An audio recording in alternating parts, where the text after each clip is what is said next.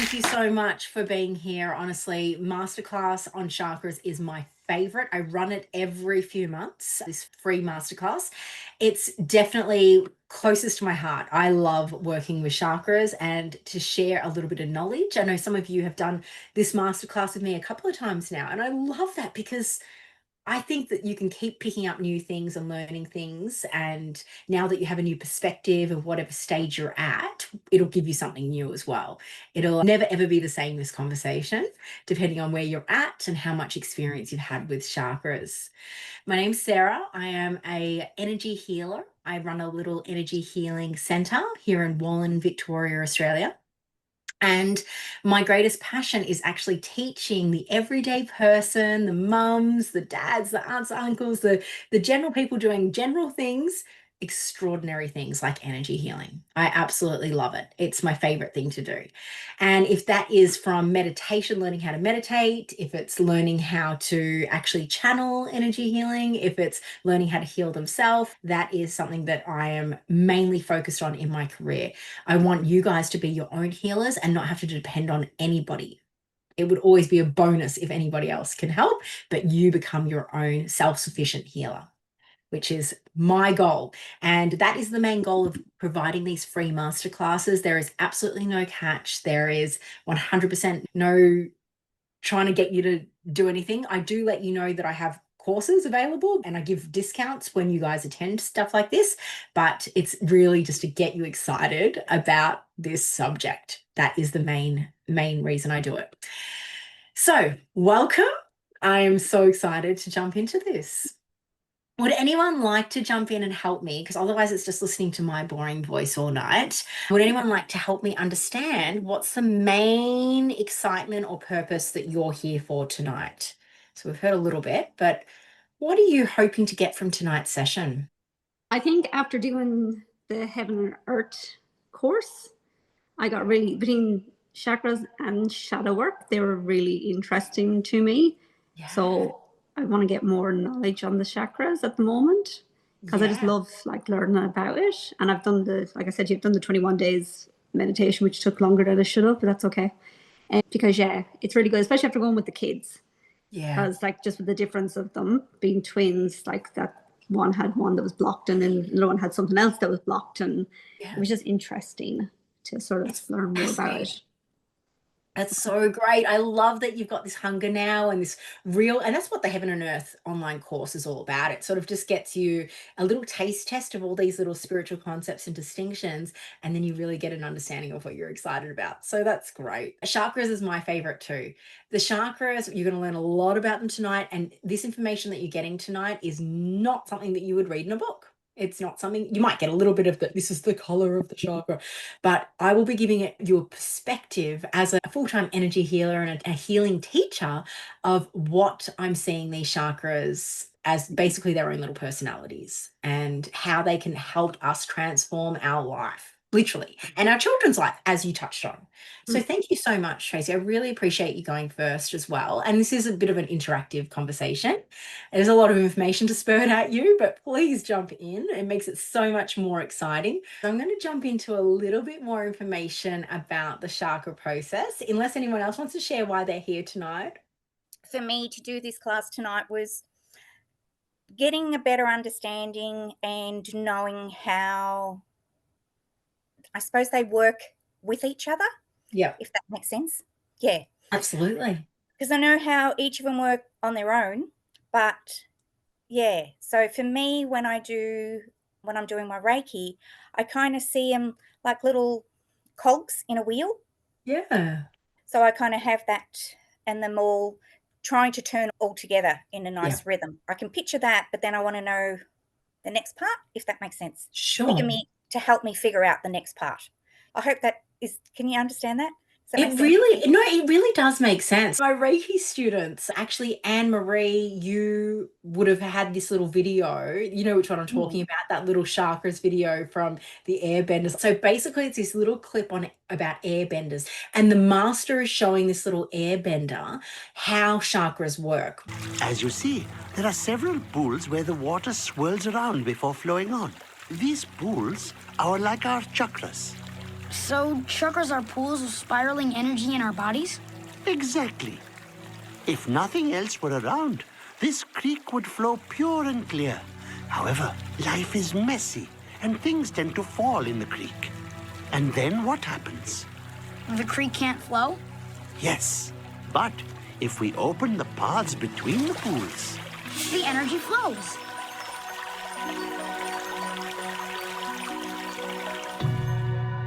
there are 7 chakras that go up the body. Each pool of energy has a purpose and can be blocked by a specific kind of emotional muck. Be warned. Opening the chakras is an intense experience, and once you begin this process, you cannot stop until all 7 are open. Are you ready? I'll do whatever it takes. We will go through a bit more as we go. You'll also learn a little bit more about how sometimes chakras can borrow off other chakras. And Marie had an experience like that. I will not open that up or put you on the spot, but sometimes other chakras can help other chakras out with its healing journey and siphon and all those kinds of things. That was a really great example of how other chakras get involved with other chakras, and they help each other out because they're a team. They're all part of the process.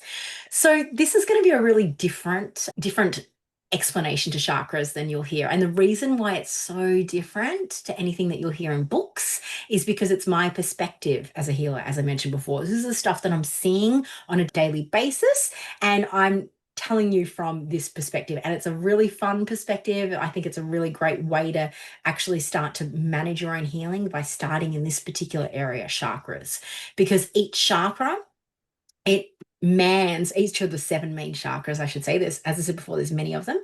Each one mans a certain section in your body. So if you were to just do chakra healing, something absolutely incredible can happen. You can find that you can do a whole body energetic healing just by working on the 7 main chakras, which is really cool. Give me a little hands up if you've done any chakra work before, just so I can get a bit of an understanding. Done a bit of a chakra healing before. Excellent. Very, very good. And Marie, I know you have. Sarah, you have. Sarah, have you done some energy healing before? Where are you at with this? Just so I know how far and deep to start. So I'm at the very beginning of, say, like a spiritual journey, but I've tried to do like a lot of research on chakra healings, and I went to Thailand for a bit, and I seen there was a lady over there and she tried to work on my chakra. This was over 10 years ago. Yeah. And she tried to work on like my chakras, and tried to do like some Reiki in that. Yeah. And I was always interested, and then here we are. And you found yourself doing this. I love it. It's the best place to start. It really is. I get really freaking excited about this subject because it really is. Chakras was one of the first things I was introduced to when I was, learning quite a lot about the metaphysics. And I'm so glad it was chakra based in the beginning. It was really, really powerful. I'm going to share my screen now just to give you guys a little bit of a visual, because some of you will be visual learners. So welcome to my favorite masterclass ever. It's absolutely my biggest passion, chakras. And most of you are my clients, and you know that everything is based around the chakras when it comes to the healing process, because each chakra, each of the 7 main chakras, they actually man a certain part of the body. So for example, the crown chakra, it really connects in with connecting to your higher mind and your higher self. Your third eye actually looks after all of your senses, including all your brain, your smell, your taste, your sight, your felt sense, and also the spiritual versions of those senses as well. And then you've got your throat chakra, which we're going to talk a lot about in detail with these. And that's all about your verbal communication, but not just verbal, how you communicate with the world. Your heart chakra looks after the whole chest region and upper back and upper spine and neck. And that one's obvious, very, very obvious. We're talking about how we receive and give love. And the solar plexus looks after the midsection of our stomach and our mid back as well, and is all about expression. And the sacral is in our lower section of the body, and that also mans the lower back. So as I'm saying this quick little review, I'm hoping that you guys are going, oh, okay, so the sacral is my issue at the moment, or this and that, because you might be having some physical components occurring at the moment. Particular blocks in these chakras, they will manifest as illnesses or injuries in a lot of the time. The root chakra, which is the last one at the base of the spine, that's all about the lower section of the body. So it's really, really fascinating. When we do chakra balancing, healing, and activating, the difference that can occur in your physical well-being, mental and spiritual, is next level. I'm actually stealing this book from my Heaven and Earth course, but I thought, why reinvent the wheel? It works really well. So basically, this masterclass is module 3 of my Heaven and Earth course. But we get to go a little bit more intensive in this month's class, which is a lot of fun. So as I mentioned before, we're going to focus on the 7 main chakras. The 7 main chakras are the ones we'll focus on today. There are many different ones. There's your soul star. You've got quite a lot of lower chakras. You've got hand chakras. You've got different ones on the meridian points. They really go out. But the 7 main ones are the ones that really tend to activate quite a lot of the body. So before we go into chakras, it would be really unfair of me not to explain why it's so important to look at chakras and to activate them and to clear them. And the reason why we need to really support these beautiful energy centers. So basically, they're wheels of energy that open and absorb energy, or relieve energy, I should say. So energy enters through them and energy enters out of them, and they tend to spin. And that's why they're called chakras. That's the word for wheel. So with this beautiful wheel, we want the wheel to be running smooth. We want it to be at a nice pace. The actual direction is dependent on the individual, but they tend to go in one particular position. Males and females can shift at times. But here's the thing, with this particular energy center, we tend to hoard a lot of our traumas and our blocked emotions or unprocessed emotions, and it sort of captures it. And it can really affect the way the chakra spins and allows energy in and allows energy out.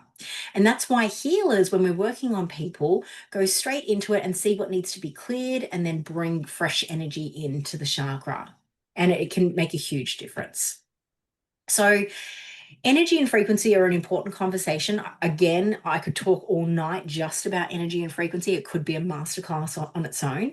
But understand that you have different vibrations in energy. We're all made up of energy resonating at a particular vibration. Now, high vibrations are really, really tight, zigzag, and thoughts and emotions of like love, compassion, joy, excitement. They're very, very high vibrational. And then we've got the more denser vibrations. So thoughts of fear, guilt, shame, they're really dense. They're quite flat. Okay.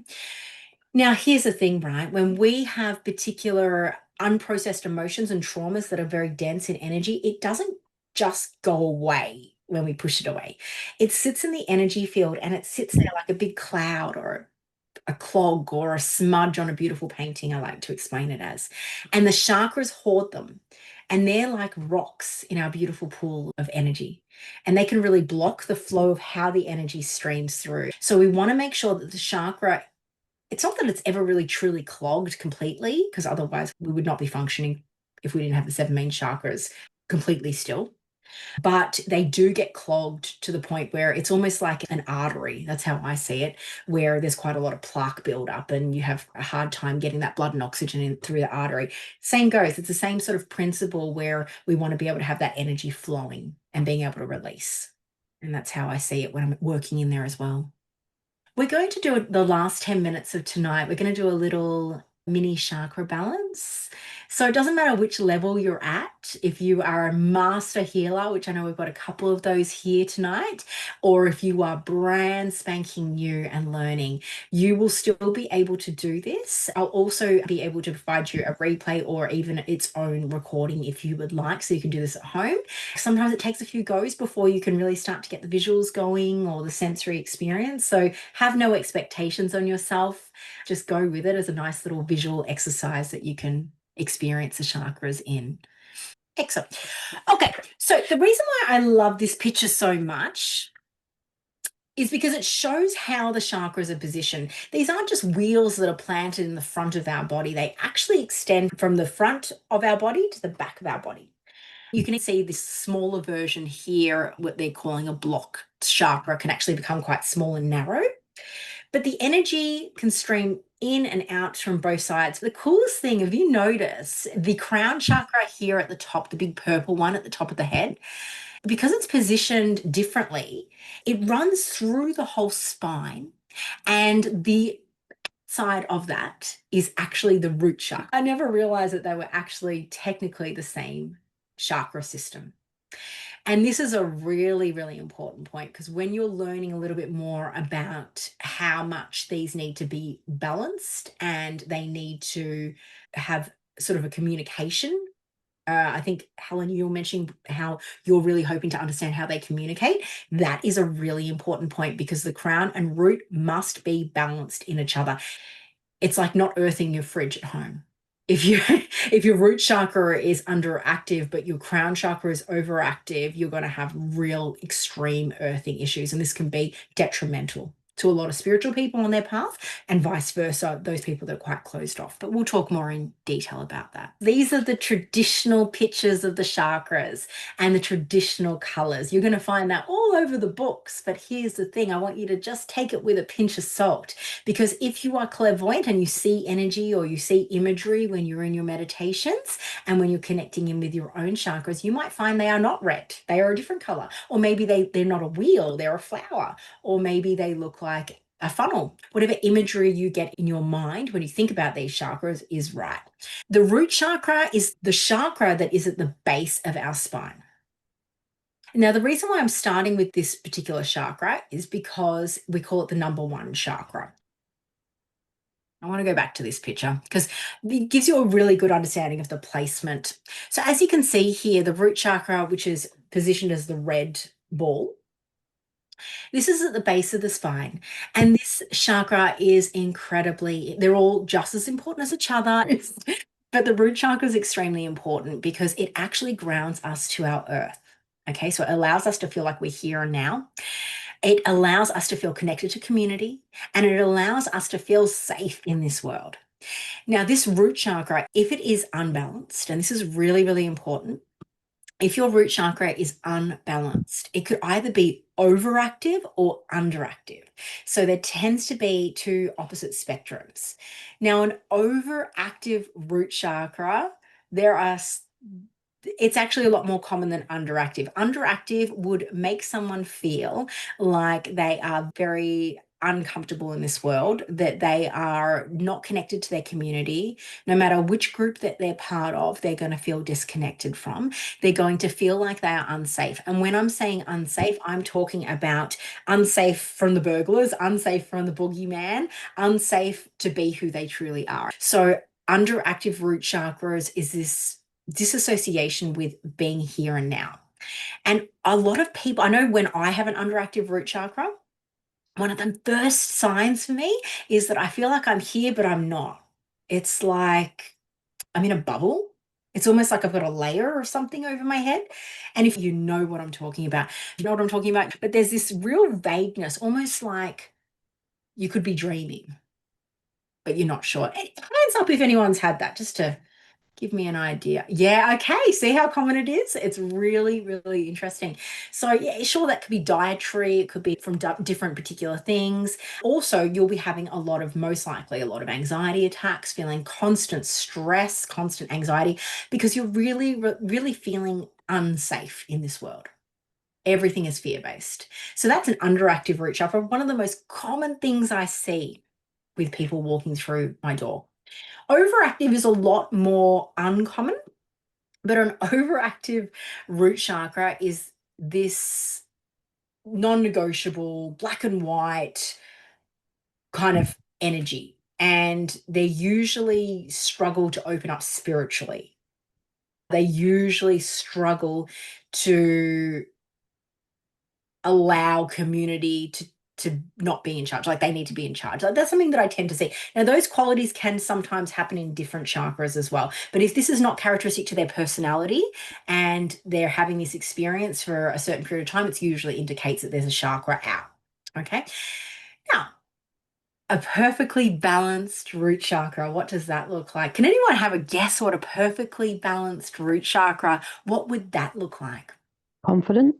Confident, but not fake confident or overconfident. Just really within know themselves. Yep. Yes. Oh, yes, Kathy. She's pointing at me. Oh, did she throw you under the bus, Aaron? Yeah, Oh yeah. my God. I don't know. I just think of mindfulness and being in the now.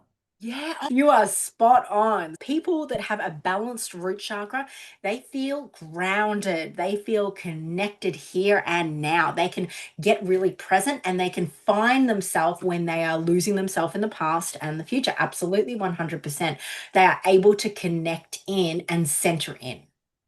That is a really grounded. So they're grounded people. They're able to see, okay, I can see outside that perspective. So yeah, it's a lot more rare than than common. I can tell you it is very rare seeing people that are in this state of balanced root chakra. It's usually that underactive root chakra that I'm seeing. So very good. Well done, guys. That's a really, really good one. Excellent. So what can we do to start to really strengthen our root chakra? The clue is in what starts to be an issue when you're under or overactive, and that's that connection to earth. When we get anchored into earth, and that could be from a science perspective. So we're actually talking more working with the elements. So making sure that we're negatively and positively charged as well. So we can actually get our hands and feet on the grass or touching trees or what. I know it sounds like a tree hugger experience, but I'm telling you now, there is science behind this that's backed it up, where we can actually become, is it more negatively charged, which is actually a good thing, where it helps with not just with the root chakra, but it helps with inflammation. But basically the charge of energy, just like earthing, can actually make a huge difference. And that helps the root chakra incredibly. In a lot of my meditations, I actually get people to really visualize the trees outside and the energy running through the trees, because the earth itself has incredibly grounding energy. And I get them to imagine this energy running up their legs and up their torso and their chest and their neck and their head, and really grounding them to this earth. Another one is really just imagining the root chakra having a root all the way into the center of the earth, splintering out into the root system and anchoring yourself and just giving yourself a bit of a tug to really anchor in. They are incredibly energetically anchoring and grounding. The other thing that obviously is getting into some practice of actually being mindful, like Darren mentioned. There was a book that I got Kathy and Darren to just recently read called The Power of Now from Eckhart Tolle. I recommend, if you haven't already gotten onto it, Sarah, this would be incredible at the beginning of your journey. Absolutely. Have you read it already? No, I haven't read it. Okay, please pop it on your Audible list or your book list, because it is one of the best ways to stay grounded as you're about to start your spiritual journey. You'll understand very soon how ungrounding that experience can be. So the more we get into learning about energy and how we're channeling and doing all this work, we can become very ungrounded in this process. So it's really important to have these grounding practices, which is why my Mylantar method, not to give it a plug, but why Mylantar method, which I created, is so important in my energy system, because it's an earth energy that I anchor my clients and my students with. Any questions about root chakra? You'll notice that the clue in what is helpful for the root chakra is in the color. So you notice that it was a red chakra or brown. Sometimes I see it in a brown, to be honest. So any crystals that are quite dark really help this chakra. The clue's always in the color. So I find obsidian, even the darker the better when it comes to root chakra. Really root vegetables as well, not just tools, but also root vegetables. Eating anything that grows in the ground, anything that's going to really bring earth into you will really, really help. The root chakra looks after from the coccyx bone down. So any leg problems or issues from the buttocks, really, I guess you could say, down is managed by the root chakra. So if you've got any physical elements or issues happening in that area, your root chakra needs some love. Can almost guarantee that, that's for sure. This is where the Kundalini energy really sits. It's housed, this energy. And if you don't know much about Kundalini energy, we're not going to go too far into it, but I can assure you, you will know if you're having a Kundalini awakening. I think one particular person in here already I know has had a Kundalini awakening. It is a hot and intense energy that starts at the root chakra. All of us have this Kundalini energy, but it can feel like menopause for women. It can feel extreme. It's been known to really cause some severe side effects for weeks on end if you're having a Kundalini, because what happens is it literally snakes up that Horus line that you're seeing here, that yellow line with all the balls on it, and it just blasts through all the chakras, this hot, intense energy. So, and a lot of women don't realize that. Men would probably be able to identify that they're going through it more than women, because women, they may think that they're having some sort of hormonal reaction. Not saying that menopause is Kundalini, but it can be mistaken at times. Let's move on to the sacral chakra. So the sacral chakra, you'll notice this beautiful orange chakra is sitting where the pelvis sits. All right, so going to the sacral. So the sacral is that orange version, and it's sitting in where the womb would sit for a woman, or the pelvis for the man. And this one here houses your passion. It is all of your passions. So all of your excitements. The solar plex does a little bit, but this one here is all about your excitement, your passion, your sexuality, your connection to loved ones as well. So your one-on-one relationships, and that includes relationship, especially with your mother and your children, especially for the women. Okay, so this is incredibly powerful. They're all very, very powerful chakras, but the sacral chakra, if it is underactive, all of those areas in your life are going to feel a little detached, or trying to find the right word for it, vague, or meh. That's the word I'm looking for, meh.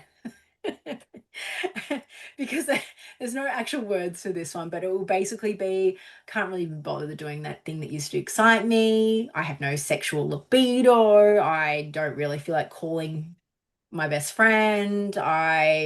You'll find yourself in that zone of really not fussed, but like in a way of just not having any drive. And I don't want you to get mixed up with motivation and passion, because motivation isn't passion. This is actual, the things that excited you before don't excite you anymore. Okay. We've all been there. We've all had underactive sacrals at one stage. Now, this, as you can see by the area, manages a lot of important organs. For women, it's all the reproductive organs, it's our lower bowels, it's quite a lot of areas. And for men, it's the genitalia as well. So it's really, really important that this is a well functioning chakra. So an overactive sacral chakra, you guessed it, but all addictions. So basically, you can find yourself really addicted to many, many different things. With an overactive sacral chakra, drugs, alcohol, sex, you name it, any of those particular things can be overactive.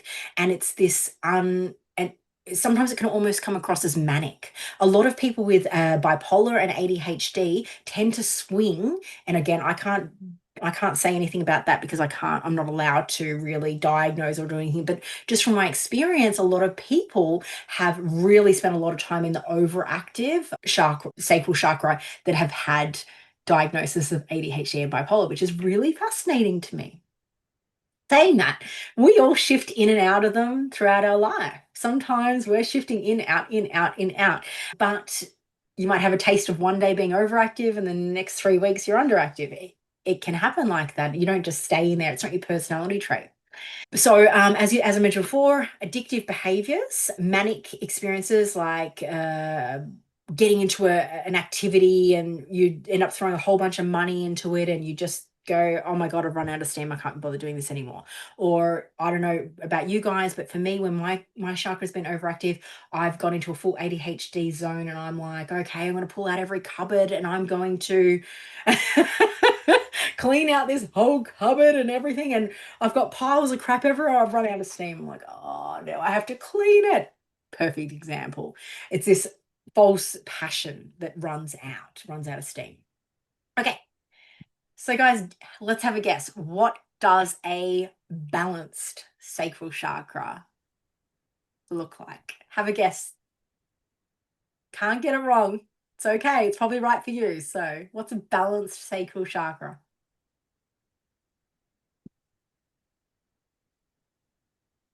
So shy. You want to be active in your life and you've got a zest for life that underactives probably wouldn't have. Beautiful. Excellent. Said. So you start to have a zest for life. You've got projects that you're excited about. You're all of a sudden finding your heart skipping a beat for particular things. Maybe people. Maybe you feel, even though it's not the heart chakra we're talking about, you might feel that connection to your loved one, to that intimacy of having that. Let's go on a date night. Let's go look into each other's eyes and have a conversation. You know, that kind of energy. If both partners, for example, have underactive sacral chakras, the relationship's going to be flat. And that happens in our relationships. It really does. But if one is more than the other, that's going to be an issue as well. That's going to be really difficult. But when you're both balanced, you feel like you're vibing each other. You feel like, and I'm not just talking about intimate partners, I'm talking about best friends, relationships with children, relationships with family. You're going to feel like you're really vibing each other. You're really connecting. You're able to sort of really, you're not draining each other. Not one person's draining the other. You're really interconnecting and having that exchange. You may not be so dependent on addictions as well. So when your sacral chakra is balanced, you might find that's the time you could quit smoking, or that's the time that you can slow down on drinking and do a dry July. So these are the times where you really feel like you've got that boost to be able to do these particular things. Or you might have some more insight about what you actually do want in life, what you do want to do. So they're the times. We'll run through them. So it sounds pretty good, doesn't it? Having a nice balanced root and a balanced sacral makes a big difference when you are in that state of being able to receive information about what you really want and what no longer serves you. That's huge. That will make a huge difference in your life. Not to mention the physical elements. The amount of women I see come through my doors with gynecological issues, and remember what I said earlier, the chakras, they hoard energy, they hoard trapped emotion. It doesn't just go away because you don't want to think about it anymore. If it's unprocessed and unacknowledged, it literally just sits like a cloud of glump, and it sits in that auric field. So you can imagine the sacral is just holding it, just sitting there, and it's just festering and festering, and it becomes a physical component. If you've got really dense energy that's just sitting in one spot, your body's going to try to communicate with you, and it's going to start to manifest into something physical that you can acknowledge. So this is a huge thing. If there's a lot of trauma around this area it doesn't matter if you're male or female, things may start to manifest in this area. Constipation is a huge one. Huge one. The amount of clients that come in with constipation because they've got huge blocks in their sacral.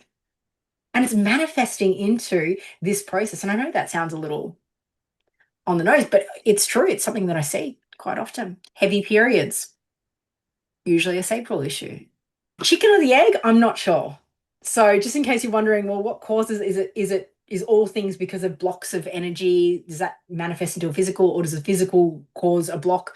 Well, it could be chicken or the egg in many different cases, but I truly believe if we start with energy in all components and start clearing and starting to balance and activate these chakras, we can see a real big difference in our health, because it can actually help the body shift what needs to shift. All right, let's go into the solar plexus. So the solar plexus is at the top of your I'm just wondering if Yes.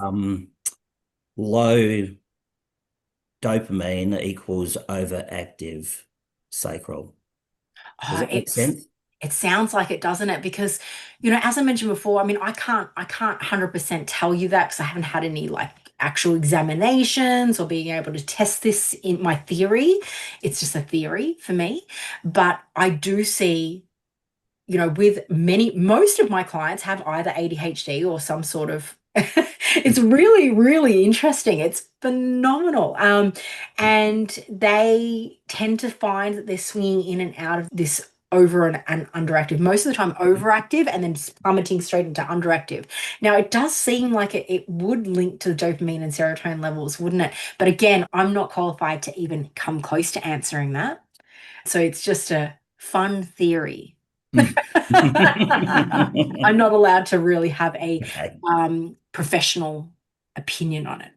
Yeah, but yeah. From an observation point of view, though, what have you observed? Yeah, I really believe that it has something to do with it. Yeah. Okay. Yeah, absolutely. Yeah. Yeah. Just from an observation. Just covering my butt. Yeah. And in terms of stones and crystals for this area? Oh, yeah. So color is your indicator. So I find I always forget the name of this particular stone, the orange one. Which one is it? Kalinin. Oh, yes. Yes. That's a beautiful one. Yeah. I always forget the orange names. This is why I need Amanda to come in and help me with the names. she's my business partner. Carnelian. Yes, absolutely. Anything orange. Anything orange. I don't know what it is, but colors have vibration. So it's not so much that we're just putting it in a box and saying that'll do. But colors have a vibration, and crystals have very, very strong frequencies to them. So when we're actually using crystals, and don't get me wrong, I'm not a specialist in crystals whatsoever, but the fun things about when I'm teaching my Reiki students, level 1 Reiki students, I really do get them to start to use crystals because crystals have a resonant effect. So how crystals actually work, and I think this is important because you brought this up, is let's just say we have a crystal in our hand. I don't have one here to show you, but let's just say we have a crystal in our hand. This crystal, it's not a crystal, it's a 50-cent coin, use your imagination, has a particular very high vibration, a frequency that it runs off. So we spoke about earlier about frequencies. Well, this was a very, very high vibration, like a love vibration. So if I had a rose quartz, it would be love vibration. And if I was to place that rose quartz on the chakra will raise in vibration to meet that crystal. How cool is that?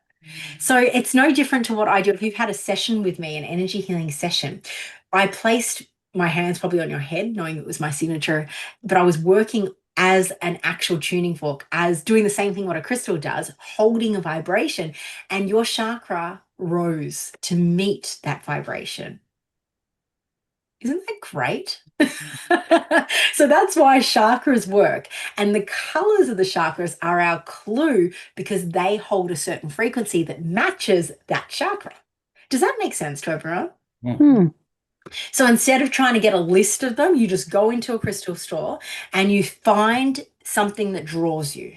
You literally just go, what is drawing me?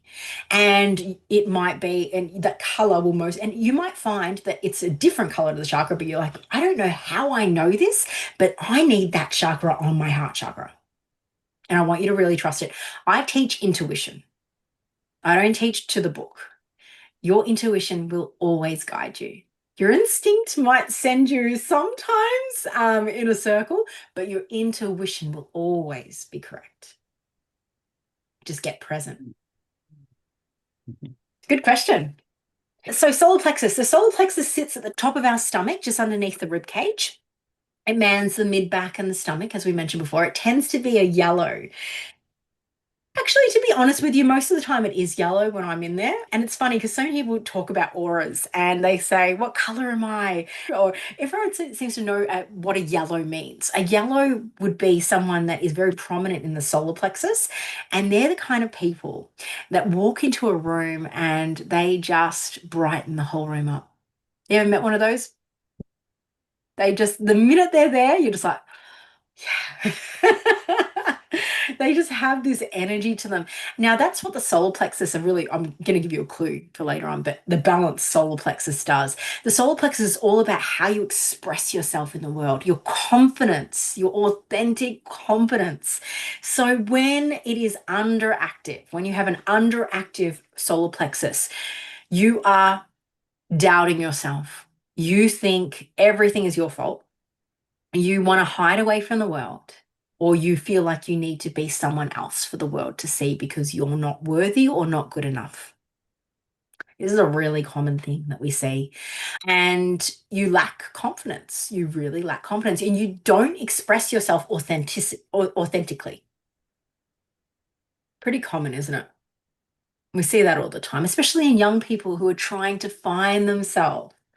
And if you look at Maslow's hierarchy of needs, you look at that scale, which is understanding of how during the different ages, people have these different needs. And when children and teenagers are growing up and young people are growing up, their needs change and how they express themselves. And he really talks about the solar plexus a lot in that without meaning it. He has no idea he's talking about that.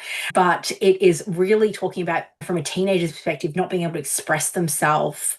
They need their peers, and they sort of mirror that side of things. And then when you get to your adolescence, that sort of shifts. And when you get older, you sort of go into either wisdom or regret. And this is really all talking about the solar plexus. This is a really, really big one for aging and the stages in your life. This is my opinion anyway. So an underactive, as I mentioned before, it's all about self-confidence. Overactive is, don't let it fool you, a false sense of confidence, inauthentic. They are the people that come across arrogant. They're coming across almost narcissistic at times, especially if the root chakra's out as well. Those people with overactive solar plexus, they are butting in constantly, but not like the ADHD response of butting in. I'm talking like because they don't value what you're saying, not because they're excited to jump in and join the conversation. They are just like, boom, and they'll just nip you in the bud. They won't have any. And it's just because they're really overactive. However, if that's the case, what would a balanced solar plexus be like? Come on, give it a go. Would it be being confident and respectful at the same time? Yeah. Absolutely, Liz. That's amazing. So this is where someone is confident in their own skin. They're authentic. They hold integrity. This is really important. I'm not talking about morals. I'm not talking about morals because morals are so subjective. They are so subjective. But what they believe is morally correct within themselves, they are intact. So they have integrity within themselves. They have confidence in who they are. They like who they are. Okay, it's pretty hard to see people out there who actually like themselves, let alone love themselves. Isn't it? So this is a really rare one too, unfortunately. Being able to see people with this balanced chakra of confidence, knowing who they are, knowing how to express themselves, not putting themselves last, not people pleasing, not being a peacemaker to the point where they're hurting themselves. Because this is huge. Now, something really interesting happened when I started doing this work. I realized that every time I was doing this solar plexus work, a little child would pop up. And this little inner child version of them would pop up and start to communicate.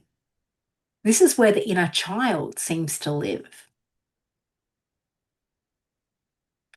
And I can't 100% explain it, but it's almost like the stages that we stop growing at intellectually. It's not so much intellectually, but it's more energetically. And there's like a little toddler version of us that sets a program in place, and there's a child around 7 to 11, and there's like, I'm really just generalizing here, there's a teenage you, there's a adolescence you, there's a 20-year-old you, there's 30-year-old, and every survival moment that you had, there's a part of you that's just stopped growing and created a survival program, and it just became your new identity. It became how you expressed yourself according to the survival mechanism you needed to learn. Now, again, this is pretty deep, but solar plexus has got a lot to talk about. So when we are balanced, we feel like we can do really anything in this world. We can really go in and we can really start to shine that light. And you see those people, there's nothing more sad to me than a beautiful person that used to light up the room, and everyone would feel like, oh, good, they're here. That energy of just almost like they lit up the world and they held the vibration to a particular point, and everyone rose when they were around, because that's what they were doing. They were human tuning forks. They were human crystals. And those ones lose their spark. There's nothing sadder. We all know them. We all know one of them. And they get underactive, usually underactive. And it's really sad. It's really sad. The good news is you do some chakra work, you do start doing some clearing. I'm not saying it's easy, but it's fast and it's doable when you get into this and you get really intentional. They can find their way back to themselves again. And something tells me there's a couple of you in this Zoom room that are identifying with this. You're not lost, you're not gone, but you might have some clearing out of the way before you can really find who you are right now, because you'll never be who you were. That part of you's done, and that's okay, because you've evolved, you've become wiser. But now you're a version that you get to meet and get to express. But if your baseline is that bright yellow, then it's achievable again. The solar plexus is getting real, getting authentic, and making sure your integrity is in place. That's always the key for that one. So for example, when I say your integrity is in place with the solar plex, you can feel it in your abdomen. You can feel it there when something's not right.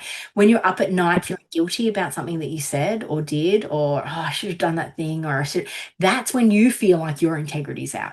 Clean it up. Clean your integrity up. If there's something that needs to be said, say it. If there's something that needs to be moved forward with it. It takes action to clear that but that's how you get a balanced solar plexus. Any questions? Making sense so far, guys? Yeah. Good. Let's talk about heart. The heart's the most well-known. I'm going to give you some different perspectives on it all from what I've seen.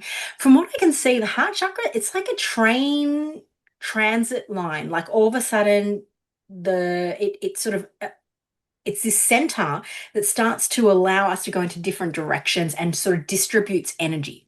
That's the best way I can describe it. So the heart chakra seems to manage how the chakras communicate. And Helen, you mentioned this earlier. You said, I really want to learn how chakras communicate. They communicate through this Horus line, I call it. People call it many different things. Hora line. For some reason, I started calling it Horus and that stuck.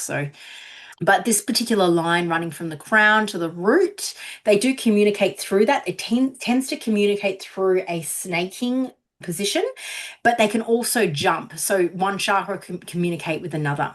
Now, if it's okay, Anne-Marie, I'd love to share that story now. This would be a good time. Are you sure you're okay with that? Yeah, totally fine. Yeah, okay, great. So the heart chakra, I'm going to call it like pulled a muscle. The heart chakra became really overactive and a little inflamed, and it was really scary for poor Anne-Marie. And so I got her on the table and just had a little look at the chakra, and the chakra was spinning really overactive. It was really, really, really intense. So the chakra just needed a bit of balancing, and instead of bringing more energy healing to her or clearing anything, I got a really strong message that, it wasn't actually me, it was one of my guides, but I don't want to go too deep into that, to connect in with the solar plexus. So the solar plexus, all of a sudden this bridge connected them, and the solar plexus took the brunt of that overactive energy.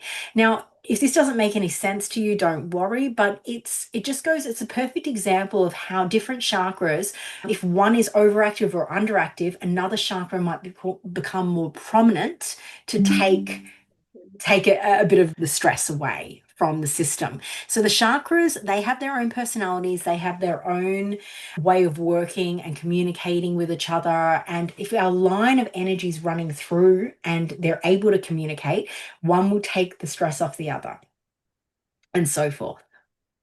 Something that I find. It's really, really interesting.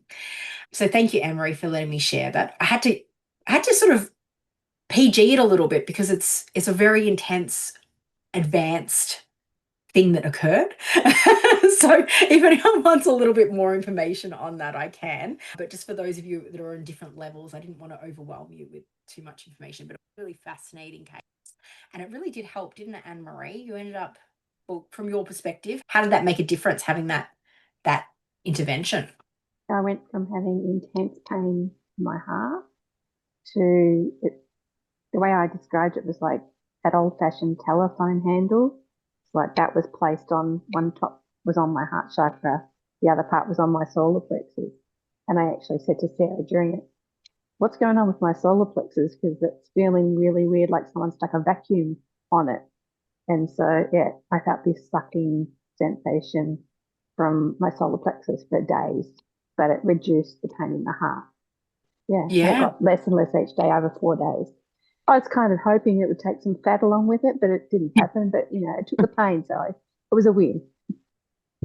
If I could take fat out of the human body, I would be very rich. Yep. That's for sure. You can actually deal with dense energy, okay? So that's the best I could do. It'll eventually clear fat. All right, so going back to the heart chakra is like that transit line of energy. The heart chakra is a bit different to the other chakras. I explained before that trapped emotions and dense energy can really get hoarded in these energy centers. Now, the heart does something really clever. It collects all dense energy that no longer serves you, and it creates a big fat wall. A big wall around itself. And it uses this dense energy to barricade anything from harming it again. Now, that sounds wonderful and very clever, and it is, because it can be a very good survival technique and tool for the heart to do. However, when it gets really a bit too excited with that, it can actually really, you can put a wall up to the world. You can put a wall up to love. Now, a lot of people in this room, you will most likely have healers' hearts. And if you are one of my clients, I may have even mentioned healer's heart before. Healer's heart for me is an underactive heart chakra. And it is where a heart can give love so easily, just hemorrhage love to everyone. You have some love, you have some love, you have some love. But when it comes to receiving love, it's like, oh, no, it's okay. You have it. I told you, the chakras have their own personalities. This is an example of it. It'll literally just be like, no, no, no, no, you have it. I'll be doing a healing on someone. I'll be sending them beautiful energy healing into the heart. And the heart will go, no, you have it. You have it. And try to heal me back every time. And I have to stop. I don't know. I'm not doing this. I know it sounds bizarre and strange, but this is something that happens often. And it's almost like the heart chakra doesn't know how to accept the love in. It's really fascinating. So underactive heart chakras, what that can look like is, again, healer's heart, or they're unable to really trust sometimes, or maybe it could be they don't love themselves. That's a really, really common one as well. Underactive heart chakras really don't love themselves, like genuinely don't even like themselves and put themselves last. They can treat their body really badly. It's almost like some sort of sabotage. Absolutely. Absolutely. Or, you know, every time they make some ground on certain things, they'll pull it back almost to punish themselves. They will relive traumas that have happened to them almost so that they don't forget, and they keep reliving it, or they keep punishing themselves about something they don't forgive themselves for. They find it really, really hard to forgive themselves. Everything starts with yourself, guys, when it comes to the heart chakra. Nothing really is externally out of you. And I see this so many times with people coming to me and saying, I want to find the love of my life. I want to have a relationship. I want to find him and have that family and whatnot.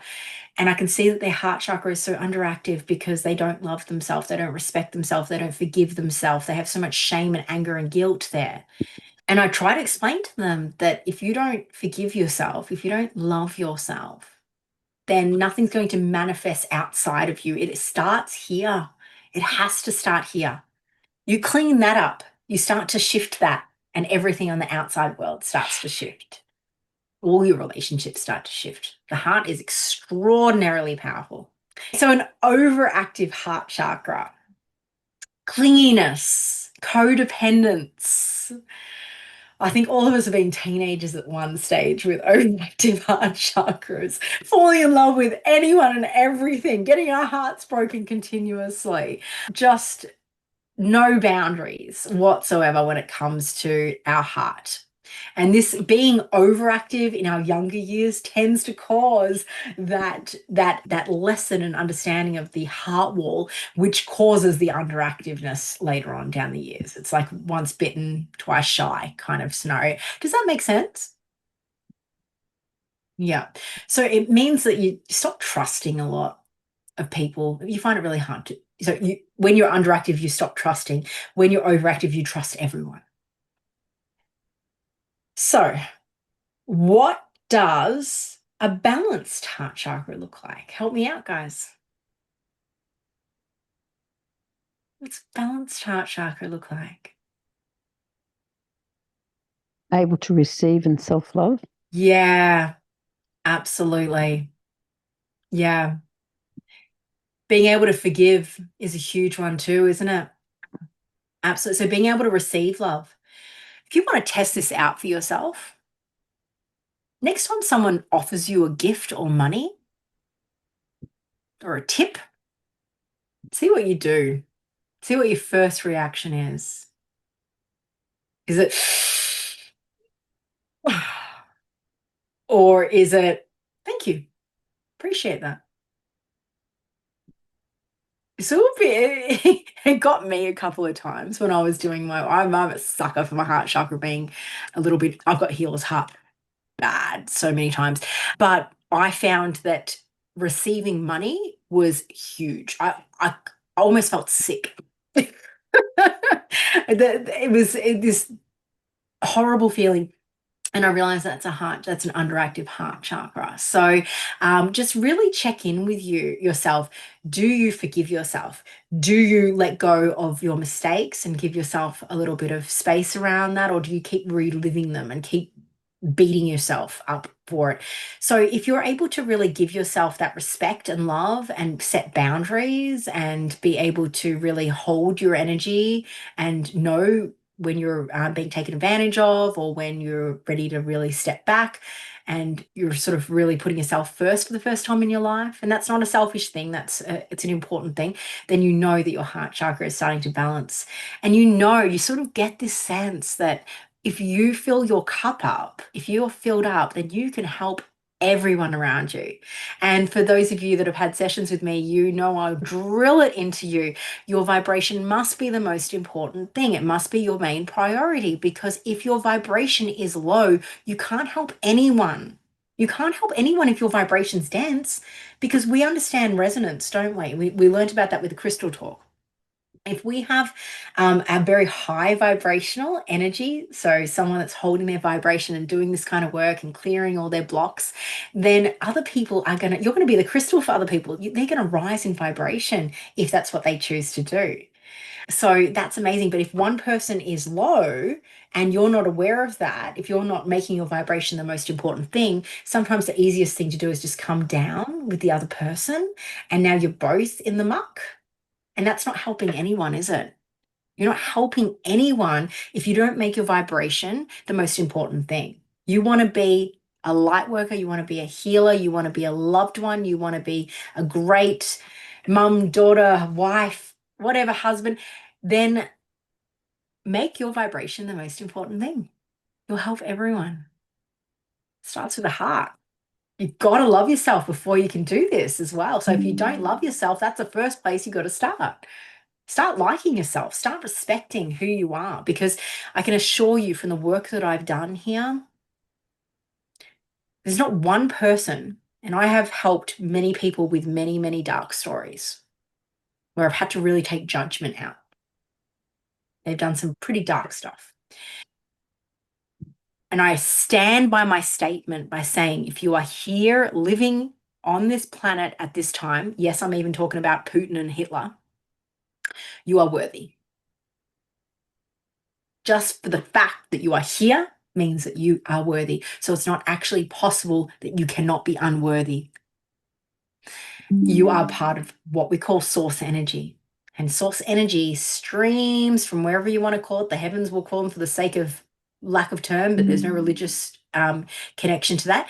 And it streams down the crown chakra and fills up these system. And we're constantly channeling in this energy, and it's source energy. Every single one of us is source energy, even from what you would perceive evil to good or whatever. I just call it dense and light. Everyone is part of source energy. Everyone. So everyone here is worthy, and everything goes back to the light eventually. That's a whole nother workshop. I'm not going to say any more on that one, but it's important for heart chakra. Forgiveness and self-love, that is your way through. Forgiveness, Helen knows this. We just did a forgiveness meditation on Monday night, and Anne-Marie. Sorry, not sorry. But that would have been an incredible, and if anyone wants that meditation, I have it almost ready for replay. If you want it, it will be on my, I can send it an email to you. Yep, I'll send it to you. It's a forgiveness one. It's pretty intense, but it's really, really powerful. That's how you access a balanced heart chakra, through forgiveness. And in this meditation, I do a little Ho'oponopono, and it's one of the most beautiful healing heart balancing and centering. And you can also do it through hands up if you guys have done my little technique where a ball of light, and we create a little ball of light and then we place it in the heart. Perfect way. You've done that one before, Sarah. Excellent. Yeah. So that is a wonderful way to really get present with the heart and balance it. You've been doing a lot of these things without even realizing, which is amazing. So it's not always something external. Sometimes it's a mindful act. And you can do that with the solar plex. We could do actually that ball of light. You could technically do on every single chakra if you wanted to balance them. All right. Any questions on heart chakra? Excellent. Throat chakra. Here's the thing, right? This is a really cool little story. So people say, oh, my chakra, it must be blocked. That's just, even I say, oh, you got a bit of a blocked chakra. But the truth is you can't, it's very, very rare. Almost never have I seen a blocked chakra. I don't believe someone could actually survive a fully blocked chakra because they wouldn't have energy running through. However, there's one story, and I have permission to tell this story. One of my little autistic clients, who was only 8 at the time, he wasn't verbal. He wasn't using the bathroom. He wasn't verbal. He was very violent. He was very extremely, he couldn't sleep. They tried all these different sleep schools. He couldn't sleep. And I was the last resort. I'm usually the last resort girl. What do you do? So they call me in and they're like, all right, let's do your mumbo jumbo. And I couldn't touch him because he couldn't actually handle physical touch as well. So I did distant healing sitting next to him. I look like a right weirdo, I can assure you, because the parents are sitting there going, what is this woman doing? And here I am like, anyway, beside the point, I get into his chakra system, and number one, the crown chakra is like connecting to so much. It was amazing how interactive that chakra was, and we'll get into that in a bit. The third eye was active and moving, and then I got to the throat chakra, and for the first time in my career as an energy healer, or my experience as an energy healer, I actually witnessed what a blocked throat chakra looks like, a real blocked throat chakra. It was completely under, like nothing, no spin. It was almost like it was not even online. And I thought to myself, he's completely non-verbal. Of course his throat chakra is closed. So I asked the chakra, and this is what I do, and this is what my healers do. We ask the chakra what it wants. What do you want, chakra? Let me know. How can I help? And we open up the channel, allow the energy to start to stream in, and just nothing happened. Just placid, nothing. I was like, oh God. So I waited, and then all of a sudden a little peak started to open up. And a little bit of a stream of energy came through. And I was like, oh, try not to get too excited, because you don't want to have too much expectation on the outcome. And then it communicated with me. And it's like, keep clearing, keep clearing. We've got so much to clear. We've got so much to clear. So I cleared it, and I cleared it, and I cleared it. I think I spent about 15 minutes just clearing before I could even put any energy into it. I'm just clearing the energy, and then all of a sudden, pop, literally popped open, and it was like one of those, it was like some sort of suction cup, and all the energy's like straight in. And Anyone want to guess what happened 3 days after? Actually, 3 minutes after, he starts yelling, non-verbally, just yelling like, just starts moving his vocal cords. And the mum turned around and went, well, that's different. That's interesting. I said, oh, we'll see what happens. 3 days later, guess what happened? Have a guess. He talked. He talked. He said not just what, he said one word on day 3. He said, Daddy. And then on the next, I think it was that night or the day after, he said, Mum, feed now. She almost had a heart attack. She's like, and pretty much it's been consistent. So now we've got his mum, sorry, not his mum, his auntie and his grandmother and his other auntie energy healed, so energy trained, so they can do this on a regular basis. He soon after doing a couple of months of this, we saw him using the toilet. He slept all night. He started talking in sentences, and he's been less violent. And now that auntie and grandma are doing this on a regular basis, it's just getting better and better. It's absolutely amazing. So it's pretty incredible. So I just love sharing that story because that's what a block chakra would do. That's how severe it would be. You literally just, and I think I've had one other scenario where I've seen a block chakra and that is it. So it's really rare that it'll ever be completely blocked. But I digressed. Let's just talk about a underactive throat chakra. Underactive throat chakra is someone that does not use their voice to communicate. All of a sudden, they just feel like their voice is maybe not worthy, or maybe they're going to cause trouble, or maybe they'll upset someone. So this is where sometimes the solar plexus can communicate with the throat chakra as well. They're both very expressive chakras, and if one's out, one might interact with the other. So what's the word for it? Overcompensate, that's what I'm looking for the other. But if both are out, you are not communicating. You are hiding away from the world. You are running, you're not expressing yourself at all, not verbally and not showing up in the world. Now my throat chakra is going. Is anyone else feeling their throat chakra go a bit funny as we talk? Like, like you want to clear your throat? That's your throat chakra saying, and now I do go. That's your throat chakra communicating with you. It's telling you, oh, you're acknowledging us right now, are you? Oh, where you been the last so many years? Okay. Yeah, I've got a block. Clear me. So hopefully we clear it in the next 10 minutes during our little episode. But you'll actually find it really, really hard to express yourself verbally. Who here has found themselves swallowing their words emotionally or swallowing their emotions? You could feel the bulge going down your throat. You can probably feel it right now. It's like a bulge just sliding down. You're literally eating your emotions. Guess where that emotion gets stored? Have a guess. Solar plexus? Could be, but if I you're would say feeling the heart. swallow, could be the heart, but sometimes it's the throat. It just sits there. If you swallow it, it just sits there. Sometimes it can go on the heart too, absolutely. But sometimes it just sits there. And that's what we find. I see so many people that have huge blocks of energy just sitting there festering on the throat chakra. And they're coming up with thyroid issues. The amount of thyroid issues I'm seeing when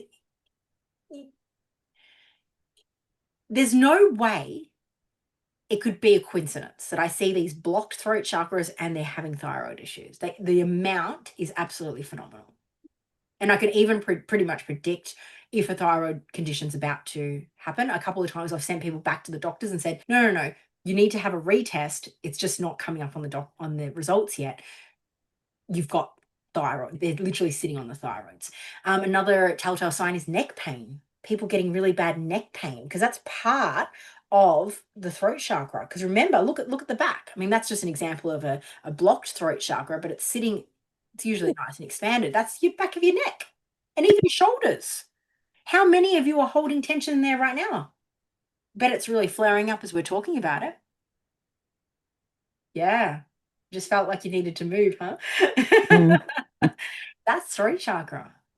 How much tension do we hold on our shoulders and our and our neck. And a lot of us, of course, it's how we're sitting and standing and how we spend most of our day in positions. But also a lot of people in the offices, as much as they're sitting like this, which is not good, they're also holding they're usually in communication roles where they've got to hold their voice and their opinion a lot. That's definitely not helping either. So just this might open up a little bit of where energy is getting stored. So, oh, look at me. I've just got a bit of a rash coming up there. I really need to do some throat chakra work. Do as I say, not as I do, huh? Oh, God, what a hypocrite. So, I really am getting wet. So, an overactive throat chakra. Actually, this is quite common too. Talk too much. Yes. I think mine's overactive at the moment. I mean, I need to shut up at some point. So basically, an overactive throat chakra is where you just I like to call it like foot and mouth. You just everything that comes into your head, it just comes out. Or maybe you're just not filtering it correctly. I mean, we all know those lovely people that mean well, they got really good hearts, but they just say exactly what's on their mind, and it can come across very intense at times. Yeah, we know them. Maybe we are them. And it's not coming from a bad place, but it might be a little bit of a disconnection from heart chakra to throat chakra, or even third eye chakra to throat chakra. And there's a disconnect. There's something not computing there. So when we get our throat chakra balanced, you guessed it, we're able to really communicate, really connect in with our heart and our mind, but like deliver it in a beautiful way. Has anyone ever had a really difficult conversation to happen and all of a sudden you've just really connected in and it's just flowed out beautifully? Give me a hand if you've ever had a conversation where it's just flowed. It's almost like the words just came out and everyone was like crying and happy and you all hugged and it was just beautiful. And you're like, what was I worried about? Yeah, I hope you've all had that experience before. You had a balanced throat chakra. You had a connection to heart and mind, and that heart and mind coherence, which is really, really important. So it's really a great technique and tip to really, before having a difficult conversation, do a bit of throat chakra clearing, do a little bit of an activation, do a bit of a connection to heart and throat, and see if it will help you to have that conversation. Again, I didn't talk about crystals with heart and throat, but same goes with the colors and the frequency, exactly the same. The throat chakra, again, going back into that, it's a little bit into the integrity side of things, but start to talk about your heart, from your heart, what needs to be said. Stop suppressing all of the words and the things that you want to say because despite yourself. You can do this in a way that is not harmful to other people, or if it is going to harm someone and it's not going to help them by expressing yourself, write it in a letter. Do some omming is another way to really balance the throat chakra. For example, after this session, I'm going to om. So omming just looks like this, and I will just do it for you. Take a deep breath in and om.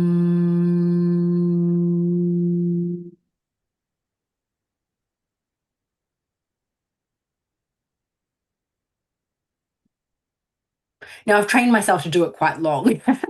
So yours might be a little bit quicker than that, but it's literally taking one breath in and omming like a hum all the way in the drawn breath. It's really amazing. If you do about 7 to 10 of those, you will balance your throat chakra beautifully. How easy are these little techniques? Like, they are so fast. A little ball of light and a humming and this and that. And that's a huge transformational shift that you'll have.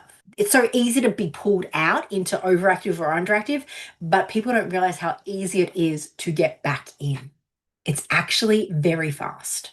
But the trick is to acknowledge that you're out, number one, and then set the intention of bringing it back in, number two. That's it. Discovering you're out and bringing yourself back in. Now, that sounds a little familiar, doesn't it, to some of you? What happens when we lose ourselves in the past and the future? We catch it and we bring it back. When we realize our chakras are out, we catch it and we bring it back. Acknowledgement and then intention is everything.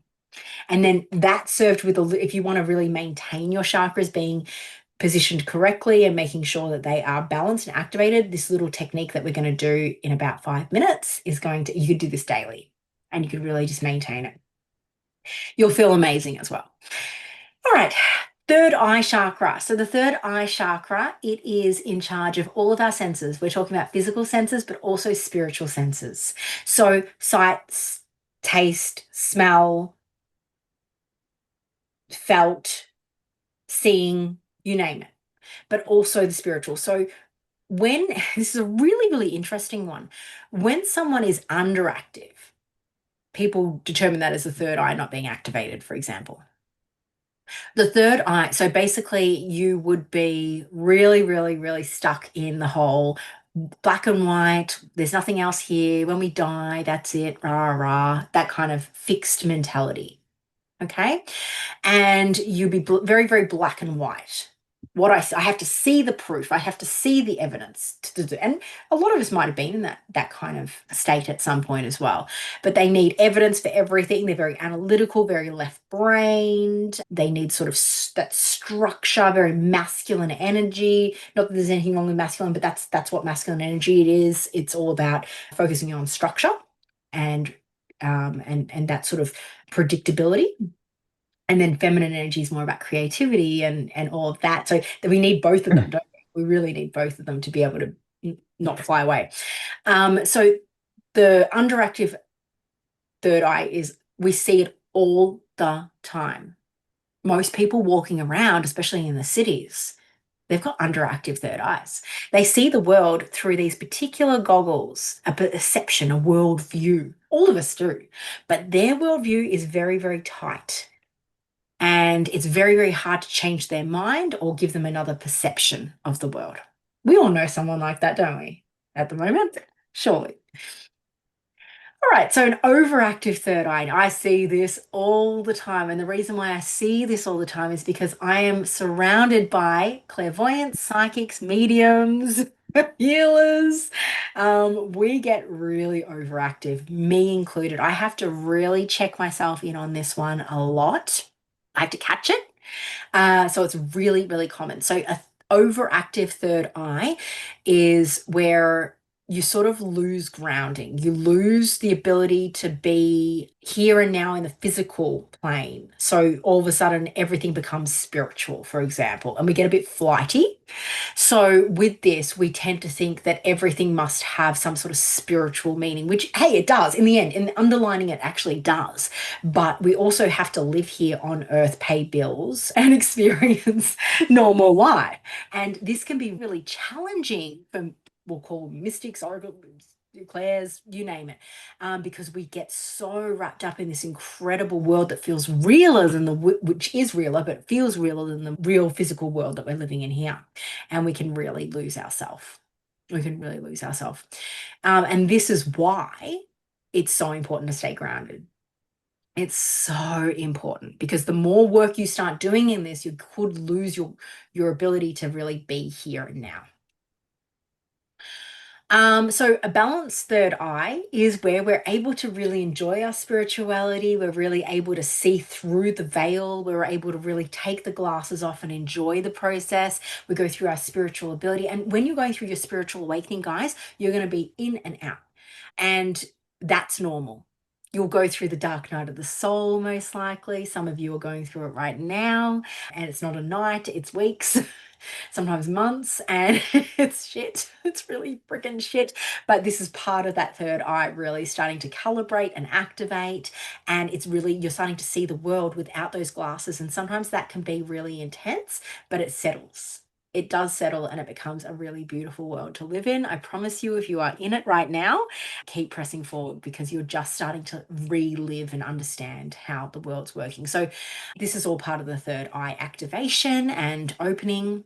But yeah, once you get balanced, you'll be in and out of balance. You'll feel like there's a whole nother world that you didn't know existed. And it's so hard not to love and, have forgiveness. Like forgiveness and love just comes naturally when you're balanced in the third eye, because it's almost like you can see, feel, sense, know someone's energy. and you understand that we're all connected. This is like this is part of the enlightenment period where you start to really connect in and you start to use some different layers of your auric field and you're really getting expansive, and it's beautiful. I'm still, learning my way through it too. But the deeper I go, the more beautiful it is. That's what I can tell you. Any questions on that one? All right. So the crown chakra, I tend to not go too deep in the masterclasses. In the course, I go a lot more deeper. But I just want you to understand that the crown chakra, I'm going to take myself off share now. The crown chakra is where the other end of the root chakra. So it is the opposite spectrum. So where the root chakra was all about connecting to our earth and feeling connected and safe, etc. The crown chakra is all about connecting in with divine and really understanding our higher mind. Now, without going into too much detail about that, our higher self is the real us, the real energy of us, the spirit. We are a spirit having a human experience. I think if you are in this masterclass, you already understand that. But it's about connecting with the real higher mind. It's about channeling. It's about allowing that energy to start streaming through. But I think Kathy and Darren, I think I even shared this one with you in your last session, and Tracy. Our higher mind cannot visit us if we're not at home. I think I shared that with you guys. And that's been the message that's been coming through so prominent lately. Our higher mind, our natural state is to channel through this higher mind energy. We were never supposed to just do this with our human machine brain. Our human machine brain is our tool to be able to live this physical life. But for somewhere down the line, we just totally lost that knowledge and we thought that our brain was in charge. Trying to live your life with this human machine brain in charge is mechanical. It's all ego. It's all, yes, instinct is great, but if we don't want to just run on instincts, we want to run on intuition. Instincts is looking at patterns from the past and traumas from the past and then re-putting them into our future so that we have a plan of what we're going to duck and weave. It's old paradigm. If you're here tonight, you've been attracted to being able to do this work, and it's time for you to start to connect in with your higher mind. And that comes from the crown chakra. And that is a beautiful thing. So when you start to do this crown chakra work, you'll notice that when we do this little healing, we're going to go from crown chakra down into the root chakra and all the way. So we go crown, third eye. Even though this is the seventh chakra, we're going to start with the crown because we want access to that energy. So so we know what a balanced crown chakra is, but an underbalanced and underactive is very, very similar to the third eye. It's like this really, really closed off, no spirituality. We die and we go straight into the dirt and nothing else happens. It's that no faith, no belief beyond. It's a really isolating feeling. And then overactive is you're just not here. We've all met them. I've been them. I've been so floaty with my family's gone, Sarah, come back to earth a little bit. My poor husband, I think you need to ground. Okay. Well, you just lose yourself. You just lose. Tell me you guys have been there at least once where you just thought everything was spiritual and you sort of lost connection with the world. If you haven't, you'll be there at some point. It comes and goes, but that's the wonderful thing about having grounding people around you, having those really grounded kids and family to really bring you back to earth, literally bring you back to earth so that you can still play here. So now you can understand why it's so important for the crown and the root chakra to be streaming energy and to have both. I had one client today, and I'll finish this last story and then we'll go straight into this. And I'm so sorry we ran late, guys. But her she's one of the most spiritual people I know. She's absolutely phenomenal, amazing, psychic, clairvoyant. And she kept getting really stuck with, she was helping so many of her clients. She was able to sort of deliver these codes for other people, but she was never moving forward with her manifestations. And she was never sort of moving into a direction where things were working out for her. And what we discovered was her root chakra was almost crystallized and hardened. So the root chakra was ungrounded, but the crown chakra was like, So this was really interesting. So once we balance that and activate, I'm so excited to see what happens with that for her, because now she's able to really stream that energy and balance. You must have balance to be able to really enjoy this process. Otherwise, the spiritual awakening experience will be difficult. I'm going to be real about that. It's not going to be easy anyway, but if we can get the balance of the chakras moving during your spiritual awakenings, there's nothing you can't handle. There's nothing that will have you for long. And that's the reason why I'm so cocky about that, is because my students that have just had attunements, the ones that are struggling are the ones not doing the 21 days. And that is really, really, really evident. When I see that, I notice how important what 21 days is basically what we're about to do now. You're going to do a little mini version of it. So they're not going in and checking the chakras and balancing them. And that will be brutal. Now, they'll still go through their dark night of the souls and they'll still go through their emotional processes, but if they continually checking in with their chakra system, and this goes for you guys too, when you're continually checking in with the chakra system and you do this little meditation, you're going to be able to clear it fast.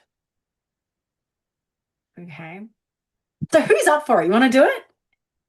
Yeah?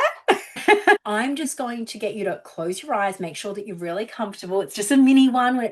Sometimes this is like a half an hour session that we usually do, but I'm going to make it a 10-minute thing. And what I'm going to do is I'm going to guide you through every chakra, and we're just going to call in heavenly energy, okay? Heavenly, if you are attuned to Reiki, if you are attuned to heaven's energy, one of my students, or any energy, feel free to draw it in now. But what I'm going to do is I'm going to call in heaven energy for you, and I'm also going to send it to everybody. I have everyone's permission to send you energy healing, just in case you're not attuned as well. Wonderful. Okay, excellent. All right, are we ready? Just centering in now, taking 3 deep breaths.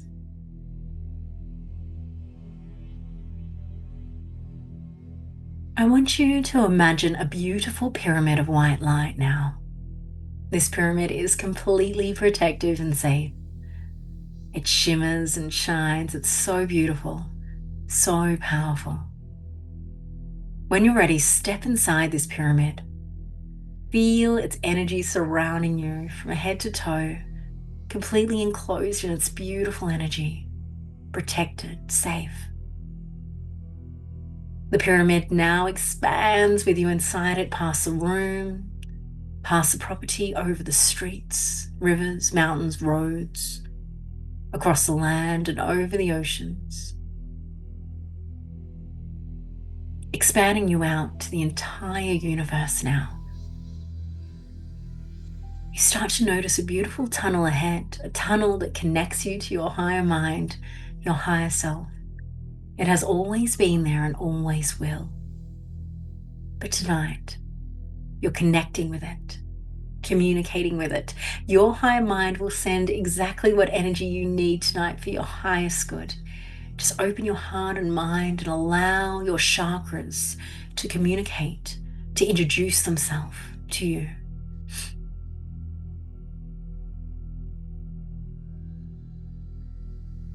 All energy sent to you will be for your highest good only. Now bring your attention to the top of your head. You may like to place your hand over the chakra at the top of your head, or you may just like to have your hands relaxed. Whatever you like is perfect. This crown chakra spins, it opens. It's waiting for this energy, and beautiful heavenly energy, maybe white streams of light, start to stream from the heavens themselves, all the way down into the crown chakra. The crown chakra opens up like a beautiful flower, calling the energy in, drinking it. It streams in, soothing the top of your head, flowing through the chakra. You may start to notice a little block or stagnant energy. If you do, I just want you to breathe it out into the center of the earth, imagining it floating down into the center of the earth, dissolving in Earth's energy. And as you take a deep breath in, You draw it back up your body in bright white light, landing back in the top of your head. You are now balancing and activating your chakra. You have cleared a block. The chakra spins and opens. You may see color, you may see nothing, and that's okay. Just know it's working. You may also feel some tingling at the top of your head, or just maybe feel the vibration shifting. The energy now descends down to your third eye in the center of your brow. The energy once again streaming from the heavens himself into the beautiful third eye chakra. The third eye chakra opens and spins. It's beautiful. Drinking in this energy, balancing and activating. And with your breath, you can blow down into the center of the earth any blocks, any densities. As it hits the center of the earth, it's transformed to love. Draw it back in with your breath. Allow it to land back into the third eye.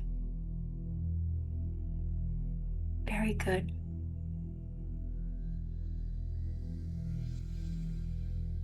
The energy now slowly descends into the throat chakra, the base of the throat. This beautiful blue chakra opens like a flower. It allows the heavenly energy to stream from the heavens themselves through the crown, third eye, and now the throat. The energy swims in, balancing, activating, soothing this chakra. May have a sense to clear your throat, to cough, that is normal. And if you get a block, feel free to send it to the center of the earth with your breath.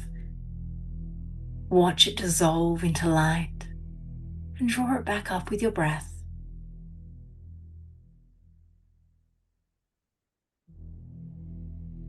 The energy now descends to your heart chakra in the center of your chest.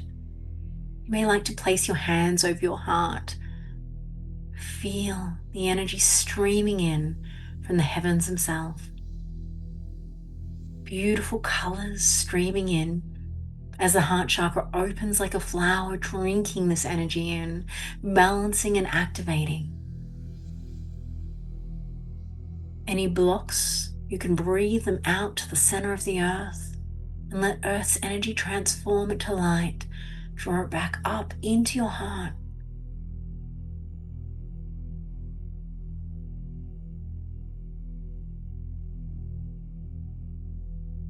Good. The energy now descends to your solar plexus, this beautiful yellow chakra at the top of your stomach. It opens and drinks in this energy. It swirls in, balancing and activating.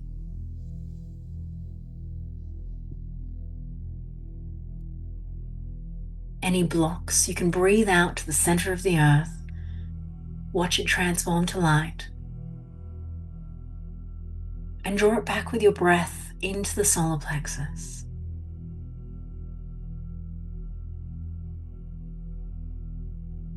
The energy now descends into your sacral chakra, your pelvis area. This orange auburn chakra opens like a flower, drinking the energy in, activating, balancing, clearing. Any blocks of energy that are ready to be cleared, just send it with your breath to the center of the earth. Watch it transform to light and draw it back in to your sacral. Feel the soothing energy transforming, activating, balancing.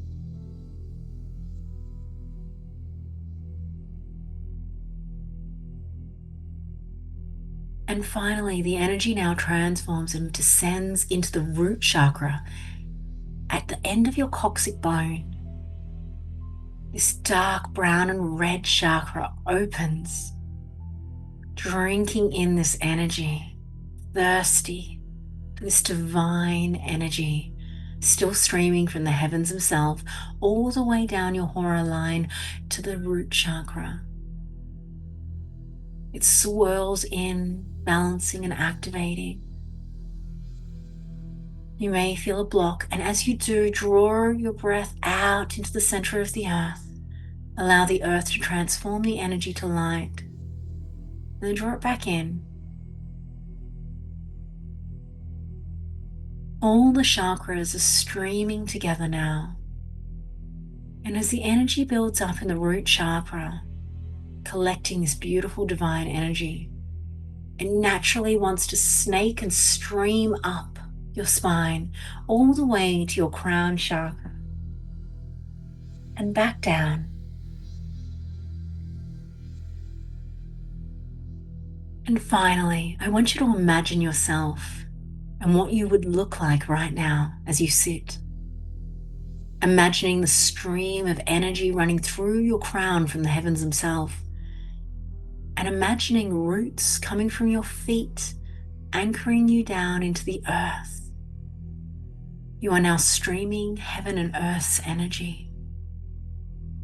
A swarm of beautiful violet flame energy circulates your body, sealing any tears or rips in the auric field that have been hemorrhaging energy, allowing you to be wrapped in the most divine love.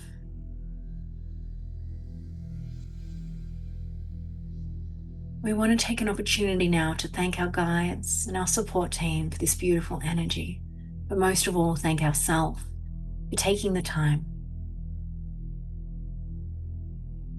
Namaste. I want you to slowly take some deep breaths into your chest, anchoring back in now. Very good. Wiggling your fingers and your toes and slowly coming back to me when you're ready.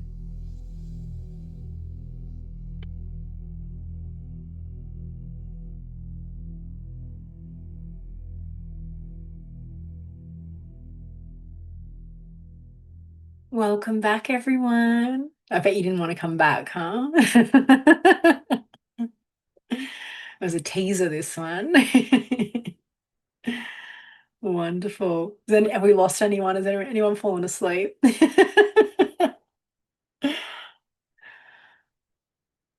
Wonderful. Can I open the floor to anyone that would like to share I know it was a very short one, but any experiences that popped up for them or any questions they might have? Mate, that was amazing. Thank you so much. We come in late, but oh, wow. I believe you come in exactly when you're supposed to. And you can watch the replay for the start bit. That's fine. Oh, sweet. No, thank you, sirs. That was just awesome. Just what we needed. Yay. I'm so glad. I'm so glad. That's just a snippet of the heaven and earth style that I do. Oh, feeling that. Amazing. I'm so glad you came in when you did. So we've got Trisha and we've got Jen. Hi, Jen. How you going? I'm Sarah. So great to have you guys. And so what was it for you that made that work so well? What was coming up for you? I was getting like a minor headache when you're working on this area, and it just sort of you could feel the sensations as we were going down. I wasn't expecting that, so it's impressive. Really, and I love that you gave me the credit for that, but it wasn't me. You did that yourself. Whoa, me. Yeah, you actually were your own healer in that moment. I don't know what your background is, but you did that. And that's pretty cool, isn't it? Indeed. But it was just quite easy too, that it's like, when that you're saying like breathe out and then, you bringing it back in and it was just like, oh yeah, that was, cool as. That is so great. That is, and if you got that kind of response in a 10-minute session, I can't wait to see what you get in the longer sessions, which I'll make sure you have access to. All of my resources, my meditations, my podcasts are completely free. They're my gift to the world. So you have a whole library of these experiences that you can tap into. If you want to learn from me, you can learn from me with my Heaven and Earth course, and is 70% off for you guys tonight as well. I'll send you an email with that stuff as well. But everything else is for free. Like, you can just tap into this without even spending a cent. So Wow. yeah, it's And really that's what I'm just thinking, I just want to share this with share. Like, how many can you fit on? honestly, with my meditations, you've got a library that you can access anytime you want, and you can literally just share that to anyone you want, no problems. It's all free resource, so you can just go nuts with it if you want. And yeah, there's plenty. So basically, some of the lovely ladies here are my meditation students. So girls. So they actually come into the physical classes in Wallen. Wow. And I record them channeled. And then I just put them on for you guys. So Annie's one of my students. How are you feeling, Annie? I'm feeling much better, thank Yeah, you. you look better. Yeah, I knew I had to come tonight to do something. I didn't know what. It had that, it'll kickstart you. Yeah. And the first thing I saw was my guide. I hadn't seen him for a week and a half. So yeah, that was great. Amazing. And you had a really intensive meditation on Monday night. On the Monday night crew did forgiveness. It was intense. They all wanted to throw me in the bushes after that, but we got there in the end. Can imagine. It's so powerful just with a Zoom. Like, I can't imagine what it'd be like, personally. Oh, I don't know. Annie, you could probably frigging amazing. She sends you to this place and you don't want to come back. It's just amazing. Oh, that's gold. She has a day class as well. Where are you guys? Where do you live? Jen and I? Oh, we're only 6 hours down the road. Snowy Mountains. Yeah, it's not the middle of nowhere, but you can see it from the top paddock. Honestly, it doesn't matter. Energy work can work through it. I don't need people in front of me. In fact, most of the ladies here are my clients, and you would probably agree. I actually do distant healing on them, but I do access bars so that I can do distant chakra healing on them, because I'm a stronger distant healer than I am physical healer. Wow. Makes no difference if you're in another country. It really doesn't. I think it's, we, in the Heaven and Earth course that we did, some of the ladies did it here. We had people logging in from Bali, and we were, it doesn't make any difference. Doesn't make any difference at all. Yeah. Well, I've had both with your healings, and so I just went just as deep with that short one as I do with when I'm on your table. There you go. Wow. I'm looking forward to you doing the half an hour one or the 40-minute one. That I can't wait to see what you get out of that.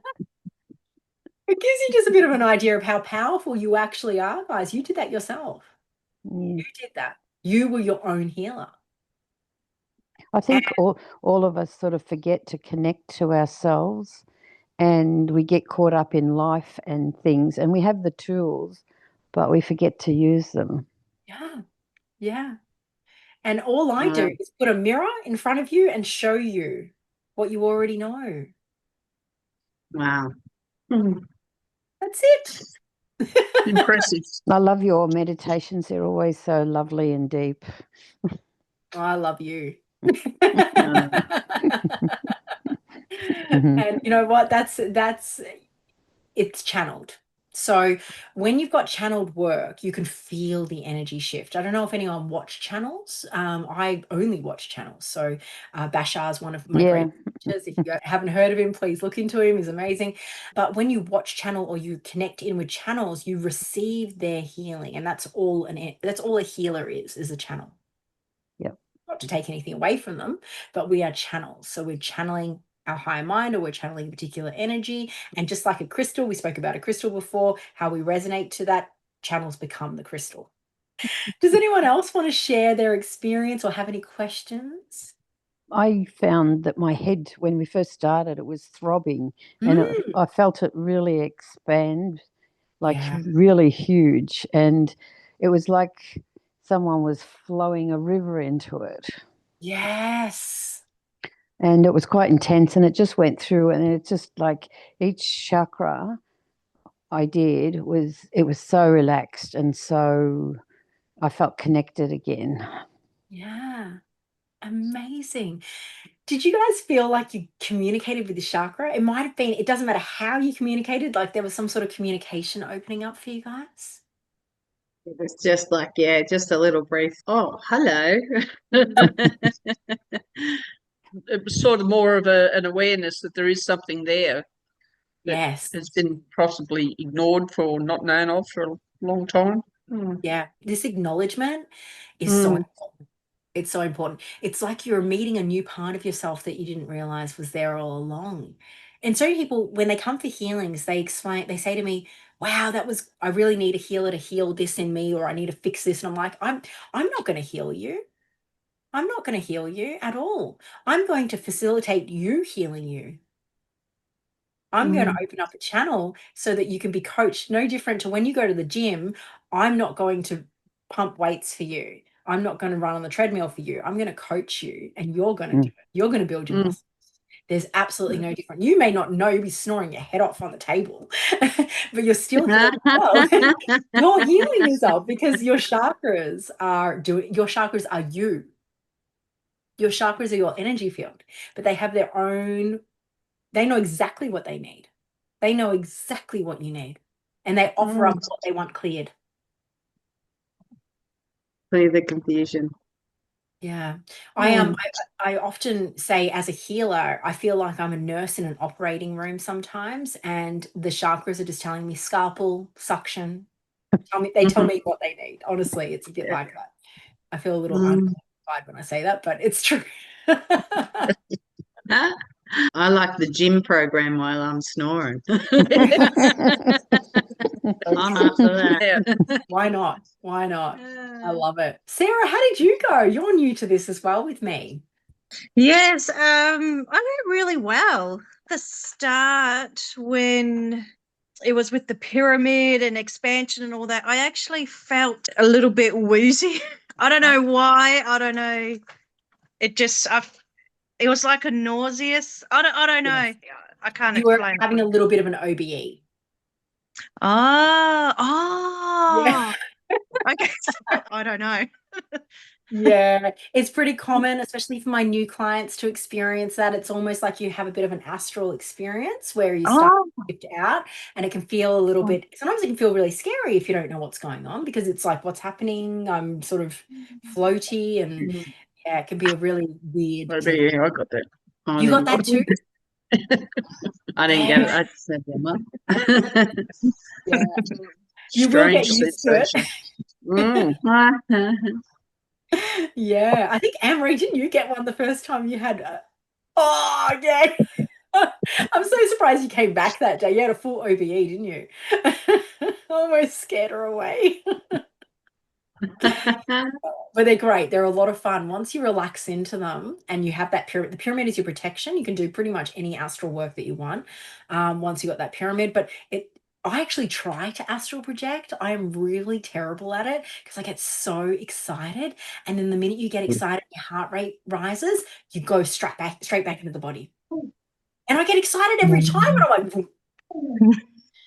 so enjoy it. Good job. Thank you. Kathy and Darren, how'd you guys go?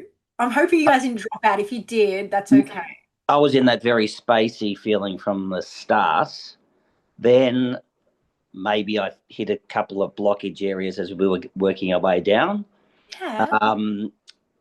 The really critical thing for me when it closed was that visualization from, heaven to earth. Yeah. And this is a recurring theme when I do these things with you, is just little tears of joy. Oh, yeah. Because I just felt everything connecting. Oh, that's beautiful. Yeah. You're really starting to remember yourself. Yeah. That's what I'm getting, like you're really remembering who you really are. Yeah. Oh, thank you. Thank you. Yeah, thank you. Thank you for doing the work. Yeah. Showing up. I kind of had pains at the next chakra down each time. So when you were talking about the crown, my third eye, my eyes were like burning in the back of them. And then as we were doing the third eye, I got a lump in my throat, like a really big lump in my throat. So maybe that was clearing its way down. I don't know. It was kind of like, oh my God, here we go. Oh my goodness, that's really cool. I love what individual the experience is for people. Like there's not one story that's ever the same for anyone. Yeah. That's one of my favorite things as a teacher, to watch you guys go through this, because there's not one person that experiences the same. And that's why I always say to my clients, don't even bother trying to compare yourself with your peers, because every single one of you have different energetic signatures and vibrations and frequencies that you're working on. So you're going to have different experiences. You've also got different spectrum of clairs that you've got. So some are more clairvoyant, clairsentient, clairaudient, you name it. So where you're at will adjust on what you can sense as well. And just when you think that you know what's going on with your chakras, you do this again and it'll be a completely different experience. Maybe next time you'll get all these colors come through. Maybe the next time you'll feel the energy. Next time you won't have the prediction, Kathy, that you were going into each chakra. Maybe it'll be a completely different. It keeps it so much fun. A lot of some of the girls here are doing their 21 days after doing the Heaven and Earth course, and I bet you that your experience tonight was different to your 21 days. Yeah. It's just one of those things. It's what really keeps this alive. And I hope tonight I have sparked some excitement and some new insight and intuition on where you want to go with this. And if that gives you a bit of motivation to do a bit more meditation, yay! If you want to go further into Heaven and Earth, I'm going to send you an email and you're going to get an invite, and that's fine. And it's all yours if you need. We start on the 6th of August for Heaven and Earth, if you're interested. We're doing that online, but no pressure at all. As I said before, there's going to be plenty of resources to really get you on your journey. I have podcasts, been a bit lazy with it the last few months. I'm going to get back onto it with lots of free distinctions. So you don't even need to have appointments with me to learn these processes. You can learn them through that and get a feel for my work as well, and see if that works for you too. Because it's really important. Not all teachers and coaches are for you. So you've got to really get a sense of them and feel them energetically if it's a right experience, if you want to continue on with doing work with them. So this is my little gift to you guys, and I hope that it gave you something to get excited about. Thank you so much, Sarah. It was awesome. Thank you, Sarah. So much. Thank you. Pleasure. It's wonderful. Thank you. Bye.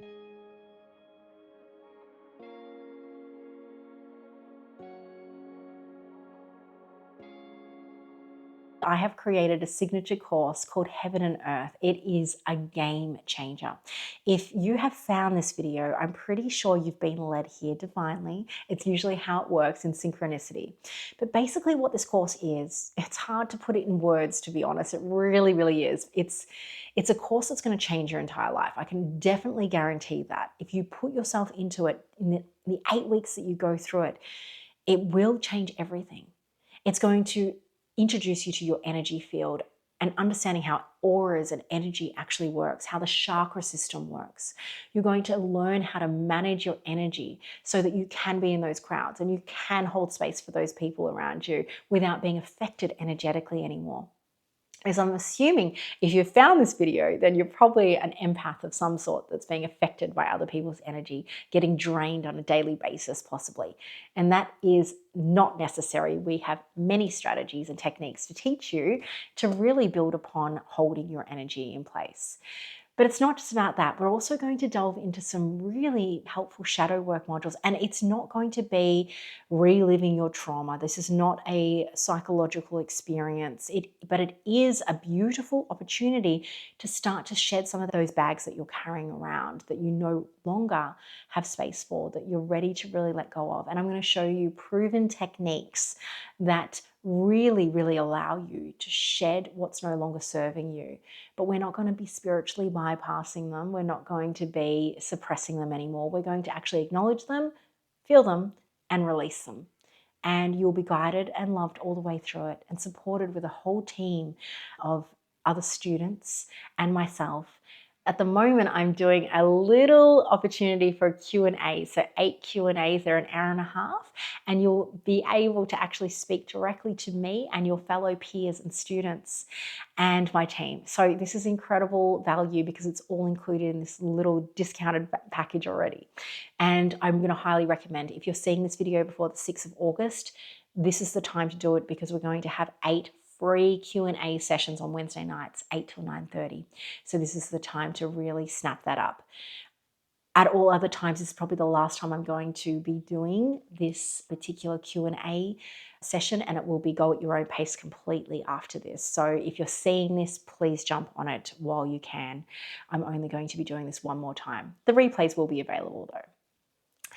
So the shadow work is going to be a really important part of this, but please don't let that make you feel like you're not ready for this, because if at any time you need to bypass the shadow work and come back to it, that is something that we can arrange for you as well.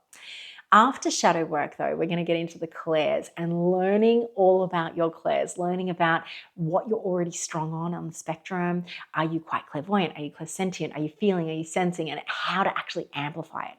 All the way through each module, you get a book for each module, and you also get meditations that are going to amplify all these abilities. You're going to really start to get to know yourself, and it's a lot of fun by that stage. And then right once you've learned this much about yourself and shed what you needed to shed, you're going to smack straight into heaven's energy, learning how to channel these beautiful prism of gorgeous energies. One in particular is violet flame, which has been a game changer in my alchemizing energy process. You're going to learn how to use heaven energy to stream through your crown chakra, cleansing and balancing and activating your chakras. Then you're going to learn about Mylantar, which is the earth compound of this course. Mylantar energy is a game changer. It is changing healers all around the world way and style of doing healing. And you will be one of the first students this year to actually access this course. It took years to download and really cement this practice, and it's now yours, available, and I can't wait for the world to experience it. Mylantar not only transforms energy that no longer serves you into pure love and light, it actually helps to clear and to communicate with your chakras. It also helps you to have that boundary of energy so you're no longer affected by others. It not just does that, it also grounds your energy. So if you are a healer or someone that gets really ungrounded with this work, it's going to be Earth's energy really anchoring you in. It's changed my whole life, and I can't wait for you to experience it. So if you haven't already, sign up. I can't wait to see you.